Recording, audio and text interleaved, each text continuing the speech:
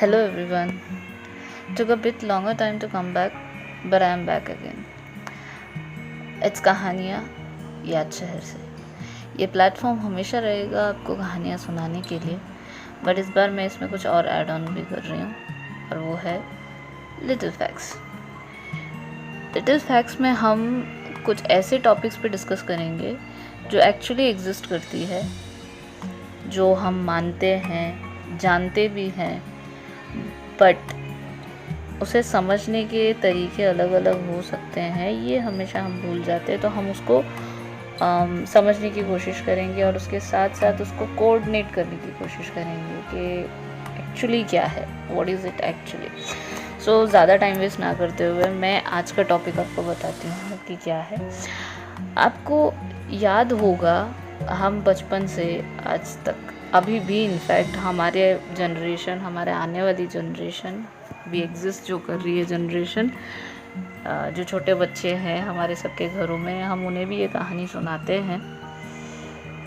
That is about Shiv ji and his chandram that he adorns on his head.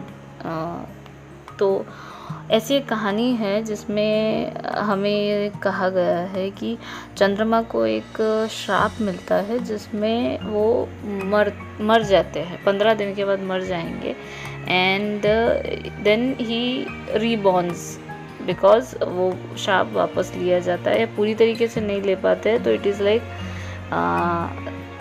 every 15 days you will see the change in moon. It itself implicates that ki the moon is dying and then it's regenerating again.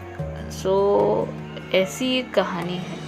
तो आज की date में अगर मैं science के point of view से देखूं तो हम सबको पता है कि सोलर सिस्टम क्या है, हमने पढ़ा है, हमने जाना है कि यूनिवर्स में गैलेक्सीज कितने हैं। हम ये जानते हैं कि अर्थ है, सन है, मून है, अदर प्लैनेट्स आर देयर, उनका रिवॉल्विंग एग्जिस्टेंस, उनके distance.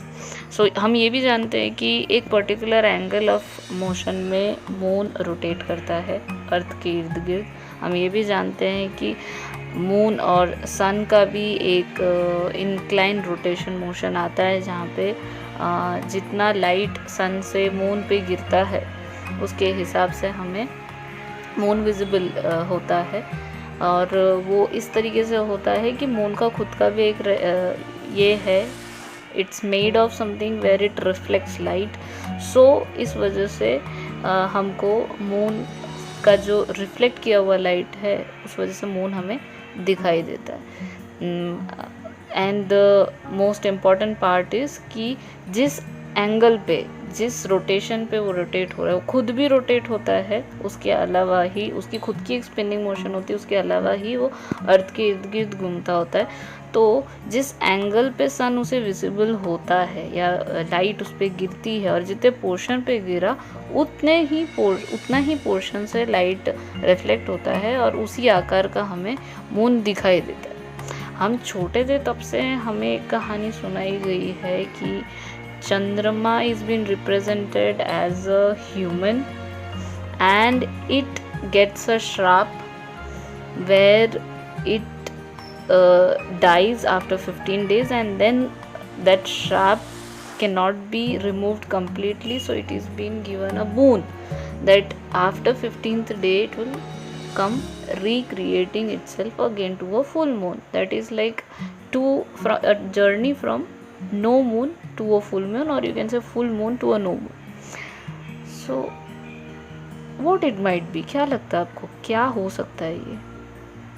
Is it like that कि ये सारी चीज़ें पहले से ही पढ़ा गया था, ढूंढ लिया गया था, उसके सारे फैक्ट्स जान लिए गए थे, and right now we are recreating all those facts back again. There are n number of people working on it and they are recreating all those things back, and we are actually not able to coordinate all those things together, and however we are succeeding a bit by bit into those steps and we are finding out. So क्या मुझे ऐसा लगता है कि उस समय में भी कोई ऐसा ही राइटर, ऑथर या कोई भी रहा होगा जो कहानियाँ लिखना पसंद करता होगा, he might have understood the fact of this and he might or thought of this thing as what if a moon is a human, and if this is the fact of moon, that the solar system works in this way, then if I create it into a story, how can I explain it in a narrative part? Then it can be said as that it is been given a sharp or a boon,